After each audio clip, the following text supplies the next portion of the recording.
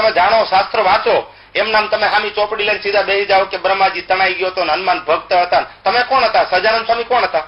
છે મારી આગળ ઓથેન્ટિક પુરાવા છે સહજાનંદ સ્વામી કોણ હતા. તમે ભગવાન કરી દીધા સહજાનંદ સ્વામીને. ભક્ત હતા.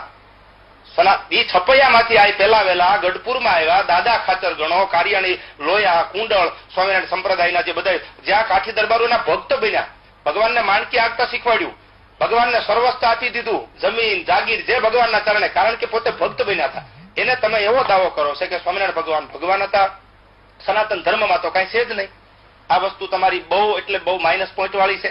સ્વામિનારાયણ સંતો જે પણ બોલ્યા છે અમને ખૂબ દુઃખ થયું છે. હિન્દુ ધર્મ, સનાતન ધર્મ એટલે જૂનોય નથી અને સનાતન ધર્મ એટલે નવોય નથી. આદિકાળથી નિરંજન નિરાકાર એટલે ભગવાન શંકર છે, ભગવાન શિવથી જગતમાં કોઈ મોટું નથી. અમારે મન મહાદેવ, સનાતન ધર્મ ભગવાન કૃષ્ણ હોય, ભગવાન રામ હોય, ભગવાને 26 અવતાર ધારણ કર્યા, એ અમારે મન શિરોમાન્ય છે. એટલે સ્વામિનારાયણ સંપ્રદાયના જે પણ સંતો છે એને વિનંતી કે અમારે એવા માયકાંગલા ડાયરા નથી કરવાના. વાત રહેલા નિશિતભાઈની, આનંદ સ્વામી બોલ્યા, નિશિતભાઈ આવ્યા, દરવાજે ભગવાન શિવ આવ્યા, પૂરી પ્રોપર્ટી સાથે. તમે શું વાત કરો છો? તમે વાત શું કરો છો? તમને ભાન નથી, તમને નોલેજ નથી. અને ભગવાન શિવે એવું કીધું નિશિતભાઈને, નિશિતભાઈ એવું કીધું ભગવાન શિવને, તમે ભગવાનના દર્શન કરવા આવ્યા છો? એટલે કીધું અમારા એવા ભાગ્ય ક્યાંથી હોય? એટલે અમારા શિવને તમે હાવ નિર્માલ્ય ગણ નાખ્યા કે એના ભાગમાં, શિવના ભાગમાં ન હોય તમારા ભગવાનના દર્શન સ્વામિનારાયણ ભગવાનના કરી શકે.